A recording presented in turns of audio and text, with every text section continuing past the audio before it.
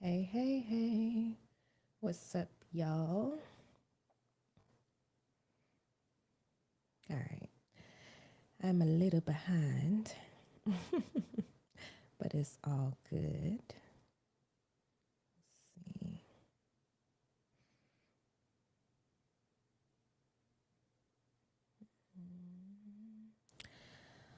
All right. So there's quite a bit to cover. Oh, let me get Instagram going.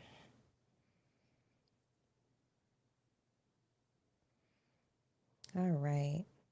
But yeah, there's quite a bit to cover on today. Hopefully, you all can hear me. Let me talk a little louder because it'd be like that sometimes. I have not been feeling well, guys, so I apologize ahead of time. Um, I've just been MIA, but it's all good. I'm here for Finance Friday Live because, of course, there's so much that goes on in personal finance on a weekly basis. So I want to make sure that you all get the information that you need. All right, so before we get started, really quick, excuse if you hear my kids in the background. They are here today. So, and they are very loud. Usually, when people come, I'm say, I joke and say, "Welcome to the jungle. We have funny games." But for real. So if y'all hear my kids, that's what's going on. So I want to get into this big news that everybody has been posting. I've been seeing it posted a lot on Facebook. So I just want to make sure that I hit on this because there's some misconceptions in there. And I just wanted to make sure everybody was clear. Now, I hate to be the bearer of bad news, and I wish that this was not the case. I'm going to just preface by saying that. But if you haven't heard, there was a class action lawsuit settlement for 7.5 billion in student loan relief. Now, if you read the articles carefully, it says about 200,000 students or so will qualify.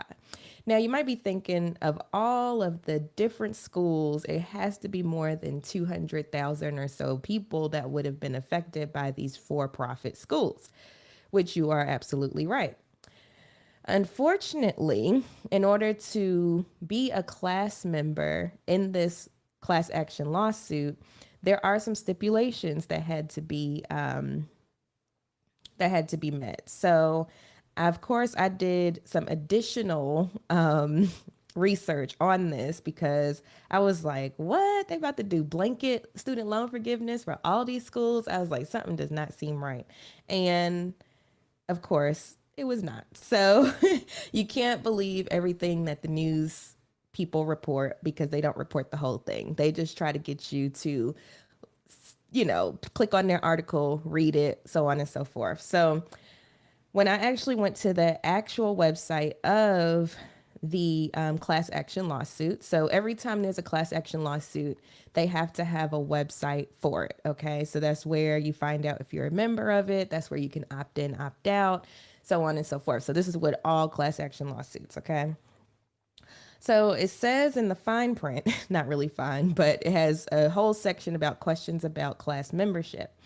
And it says you are a member of the class in Sweet versus Cardona if on or before June 22nd, 2022, so about 2 days ago, you submitted a borrower defense application about any school and have not received a decision or received a form denial in or after December 2019, and you are not a class member of Manriquez versus DeVos, see below, only certain borrowers who attended Corinthian, Healed, Everest, and Wild Tech schools are class members in that case.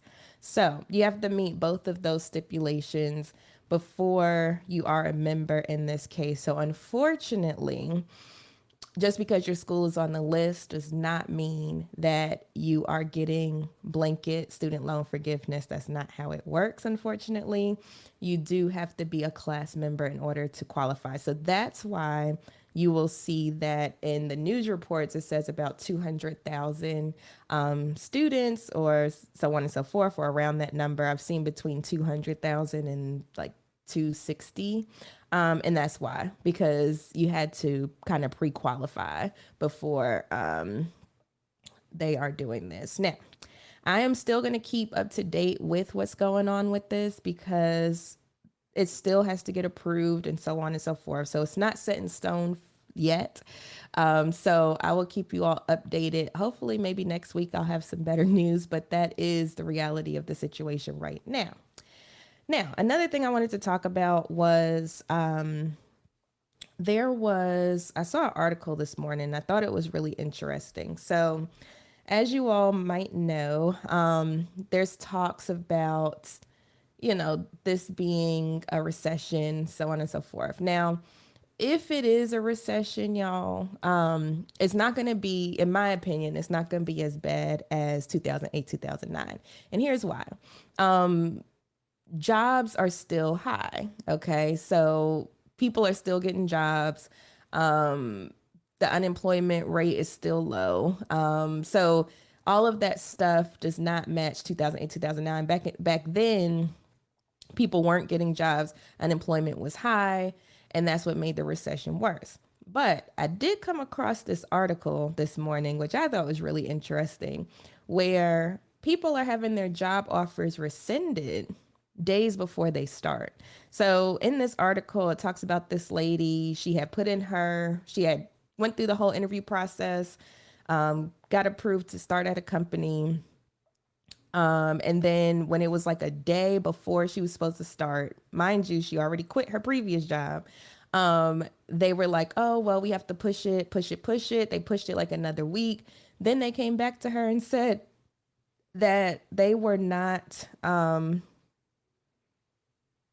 her new job is being eliminated due to budget cuts. So I thought that was really interesting. And the article goes on to multiple cases like this where people are getting, pretty much before they even start, their job is getting removed.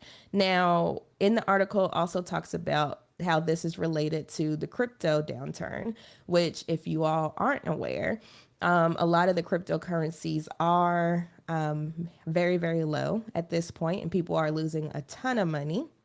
And I'm not going to get into that today because y'all already know how I feel. But I will say that in the article, it's saying a lot of these companies that are doing this are tech companies that rely a lot on crypto investment, people that, invest in them via crypto, so on and so forth. So since crypto is going down, it also has some unintended circumstances like people not being able to start their job or, these companies not being able to hire.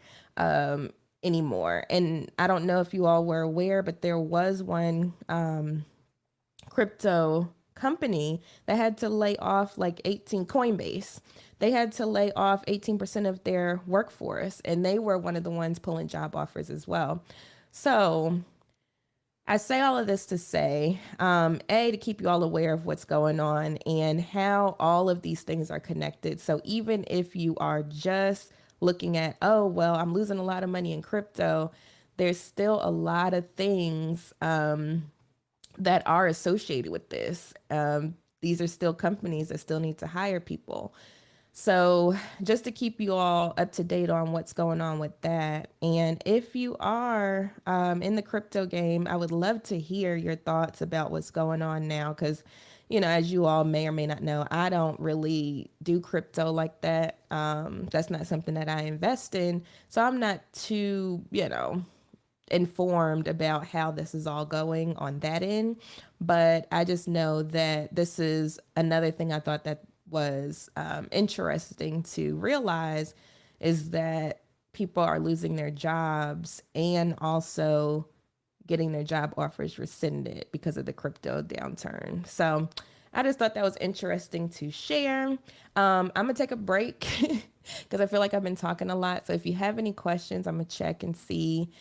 And hey, everyone who said hey on Instagram. I'm gonna just check the comments real quick and see if we have any questions. And if you do have any questions and you're watching live, please drop them in the chat boxes wherever you're listening.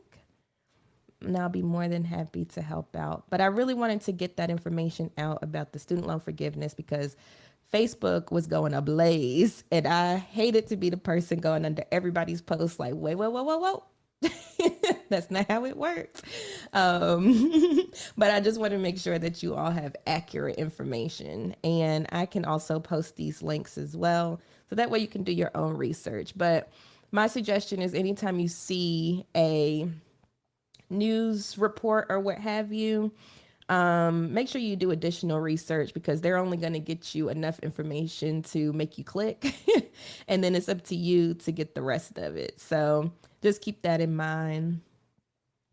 And please drop any questions if you have any questions so far. And if there's anything that you want me to cover, also let me know that as well. Whether you're watching live or in the replay, let me know if there's a topic that you want me to cover. I know last week was a special request, so I do special requests. I just want to make sure that you all have all the information you need.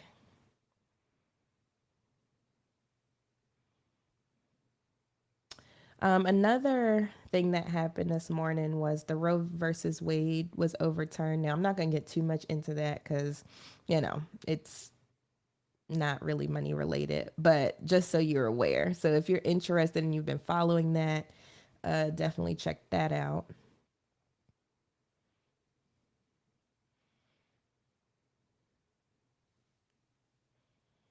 So any questions? Let me see. Do. All right, I don't see any questions. Like I said, if you think of any, just drop them if you're watching the replay. And I guess I'll just go ahead and wrap it on up for today. So just to recap, I went over the student loan forgiveness information that just went out. Make sure you read all the details. Rewind this back if you don't want to read the details and you just want to listen to the details to see if you're included. But most people aren't, unfortunately. And then I also went over how even though we might be going into a recession or we're already there, we never know until we're there. I don't feel like it's going to be as bad as 2008, 2009 because employment is still kind of high. So, anyway, just keep that in mind. And I hope you all have a wonderful rest of your day. Bye.